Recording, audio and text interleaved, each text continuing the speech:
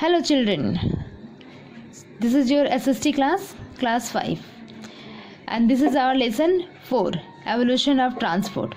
So in this lesson we will see beginning of a transport, that means how we'll learn about the transport. Then we will see invention of a wheels. Then we see traveling to distant places, trades, modern means of transport. So let me see one by one. First of all, let us see beginning of a transport. That means how we started a transport. First of all, children, what is the meaning of the transport? Transport that means suppose we want to move A place to the B place. So when we travel one place to another place by using a different means of transport, this is called a transport. That means transport is the system. What is a transport? Transport is the system. Transport is the system of moving. What we moving goods and people from one place to another place. This is called a transport. Traveling is one of our most basic need. We travel to our place of work, education and recreation activity. So let us see how beginning of a transport, how transport has started. Let us see children, beginning of a transport. Earlier, walking was a most common mode of transport. Slowly, as the man learned to domesticate the animal. What people have learned? Domestication. So, as people had learned to domesticate animal, he started using them for moving goods and traveling. First, the people had domesticated the animal, that is a dog. So with the help of a dog, he tied up some logs. They tied up some logs with a rope, and this is called a sledge.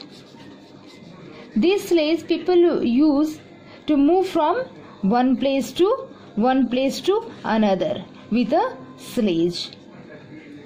Later, other animals like a donkey, camel, horses and elephant were also tamed. They were also used for carrying goods and traveling.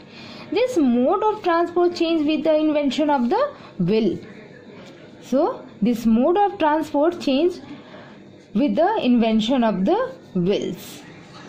That means after a domestication of animal, people invented the wheels. So after that, man invented the cart to travel one place to another in search of a land that was safe. Man had to cross streams and river, which resulted in water transport. For a water transport,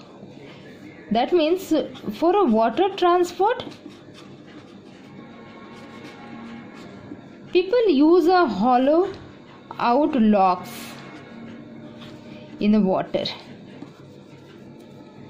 and use them to cross a stream and a river, and slowly with another people started using of a wheel, and slowly they use a water as a water transport. They use a hollow out tree trunk and use them to cross a stream and a river.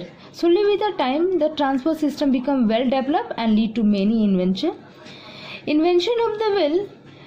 So first of all, I try to show you in a figure. Someone saw a log of wood rolling down a hill or a piece of stone rolling by, and seeing that this was a more easy way to travel, was inspired to cut a log of wood carrying the wheels. Humans soon realized that by fixing these wheels under a sledge, they could move faster and also carry goods easily. Once they learned How to make a wheel? They started making cart and a carriage. This is a way to first of all people use a log, then they attach a wheel, and then they join with an axle for a crude bearing. So children, you here in a picture it is written, write the name of the vehicles where these wheels are used. You have to write here. And after the invention of the wheel, people had started a trade. Today when we need to buy something, we go to the nearby market, to the local mall. However, in the earlier time, this process was slightly more complicated. It was only after man started to produce his own food that trade really started. Since almost everyone did farming, the supply of food was more than it's demanded. So as perhaps they learned the use of the wheels, they started a trade. So at a first trade was limited to nearby village, but the advancement in the technology and trade, people started traveling to places which were far away to look for a new opportunity, explore, travel to distant land. And on such explorer was Marco Polo. Marco Polo was a Vietnamese merchant who lived in the 13th century. He traveled all the way from Europe to China and Mongolia and wrote travel lists describing his journey. And then Christopher Columbus and lots of travelers happened. They written about their voyages. Let us see, children, modern means of transport. So earlier days, if people want to move from one place to another, if these places are nearby, they move on their foot, that means they walk. And if the places these are little bit far, then people use car, bicycle. And if these places are very far, that means too far, then people use a train, aeroplane, helicopter. And if sea, ocean, rivers are there, then they use a water transport. So as here you can see, we are using the three types of transport. What are the three types of transport? First one is a land transport, second is a water transport, and third one is a air transport. Here land transport, it includes bus, car, auto rickshaw, cycle, motorcycle. These things runs on the road. These comes in the land transport. Here the water transport, that means ship, houseboat. These are comes in a water transport. And in a air transport, aeroplane. And these are, let's we know more about in a book. What is given in a book? Here the British introduced the railway in India. Who introduced? The British introduced the railway in India. The first passenger trains service in India was inaugurated in 16 April 1853 between Bombay to Thane. Earlier steam engines were used to pull the train, but gradually they were replaced by the electric engine. Here Japan is famous for a bullet train that can travel at a speed of 400 km per hour. And metro, you also know about the metro. Metro rail in India has made life easier for a citizen. One can communicate easily without dealing the traffic jam on a road. Metro rail lines run both above and below the ground. Kolkata was the first city in India to have a metro service in 1984. And then let us see the water transport.